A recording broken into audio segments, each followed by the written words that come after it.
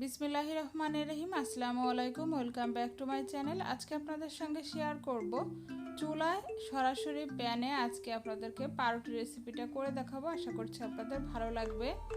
তার জন্য প্রথমেই আমি এখানে নিয়ে নিলাম মেজারমেন্ট কাপের 2 কাপ পরিমাণে আটা। আমি আটা দিয়ে করছি, আপনারা চাইলে ময়দা ব্যবহার করতে পারবেন। তারপর এখানে আমি দিয়ে দিলাম চিনি 1/3 কাপ পরিমাণে।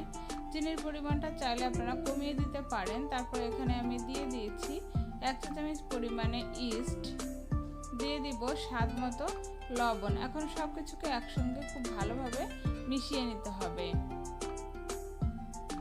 আমার রেসিপিটা যদি আপনাদের ভালো লেগে থাকে অবশ্যই আমার চ্যানেলটি সাবস্ক্রাইব করে পাশে আসা ছোট্ট বেল বাটনটি প্রেস করে রাখবেন পরবর্তী সব ভিডিওর আপডেট পাওয়ার জন্য। এখন এখানে আমি দিয়ে দিলাম তরল দুধ। উষ্ণ গরম হতে হবে এই দুধটা। আমি এখানে মেজারমেন্ট কাপের 1/2 কাপ পরিমাণে দিয়ে দিলাম। এখন খুব ভালোভাবে নাড়াচাড়া করে মিশিয়ে আমরা একটা ডো তৈরি করে নিব। আমি চামচটা তুলে নিয়েছি, হাত দিয়ে এটাকে আমি মথে নিব।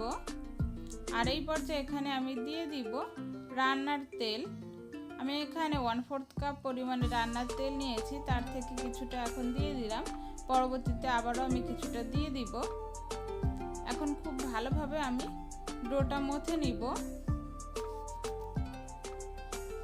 এখন যে বাকি তেলটা ছিল সেই তেলটা আমি দিয়ে দিলাম। তেলটা দিয়ে আবারও খুব ভালোভাবে 2 মিনিটের মতো আমি এটাকে মথে নিচ্ছি। এতে করে আমাদের ব্রেডটা অনেক বেশি সফট হবে আর এটা অনেক বেশি মসৃণ হবে। এই যে আমাদের ডোটা কিন্তু রেডি করা হয়ে গিয়েছে। এখন এই ডোটাকে আমি রেস্টে রেখে দিব 1 ঘন্টার মতো, তাতে করে এটা ফুলে ডাবল হয়ে যাবে। ফিরে এলাম 1 ঘন্টা পরে। এই যে দেখুন ডোটার কি অবস্থা, এটা কিন্তু ফুলে ডাবল হয়ে গিয়েছে।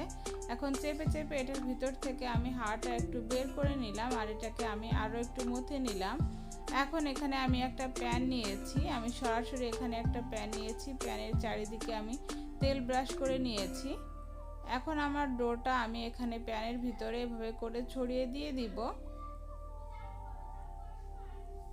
এই যে এভাবে করে হাত দিয়ে একটু ছড়িয়ে দিয়ে দিতে হবে। এখন এটাকে আমি 30 মিনিটের জন্য ঢাকা দিয়ে রেখে দিব, তাতে করে এটা ফুলে যাবে। 30 মিনিট পরে দেখুন ডোটার এই অবস্থা হয়েছে। এটা কিন্তু অনেকটাই ফুলে গিয়েছে। এখন এটাকে ঢাকা দিয়ে আমি চুলার আঁচটা লোয়ে করে দিয়ে 10 মিনিটের মতো এটাকে আমি বেক করে নিব। আপনারা চাইলে প্যানের নিচে আপনারা তাওয়া ব্যবহার করতে পারেন, তবে আমি সরাসরি চুলায় করে দেখাবো। 10 মিনিট পরে ফিরে এলাম।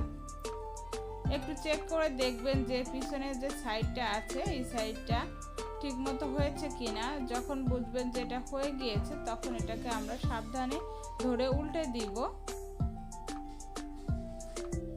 এভাবে করে হাত দিয়ে একটু চেপে চেপে সাইড থেকে সমান করে দিতে হবে। একইভাবে অপর পাশটাও আমি বেক করে নিব। তার জন্য আমরা ঢাকা দিয়ে আরও 10 মিনিটের মতো অপেক্ষা করব। 10 মিনিট পরে ঢাকনা খুলে আমি এটা চেক করে নিব।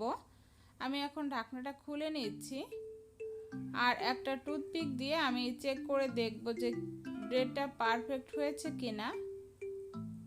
টুথপিকের গায়ে যদি কিছু লেগে থাকে তাহলে বুঝবেন যে এটা বেক করা হয়নি, আরও কিছু সময় রেখে দিবেন। আর যদি মনে হয় ক্লিন বের হয়েছে তাহলে আপনারা এটাকে নামিয়ে নেবেন। এই যে আমি চুলা থেকে নামিয়ে নিয়েছি। এখন এটাকে মাঝখান থেকে আমি একটু কেটে নিচ্ছি, কেটে দেখাচ্ছি আপনাদের যে এটা কতটা পারফেক্ট হয়েছে। দেখুন একদম নরম তুলতুলে হয়েছে আর এটা কিন্তু একদমই পুড়ে যায়নি। চুলার আঁচটা আপনারা যদি একদম লোয়ে করে দেন তাহলে কিন্তু এটা সুন্দরভাবে বেক করা হয়ে যাবে। আশা করছি আমার রেসিপি ভালো লেগেছে। ভালো লেগে থাকলে লাইক দিয়ে উৎসাহিত করুন।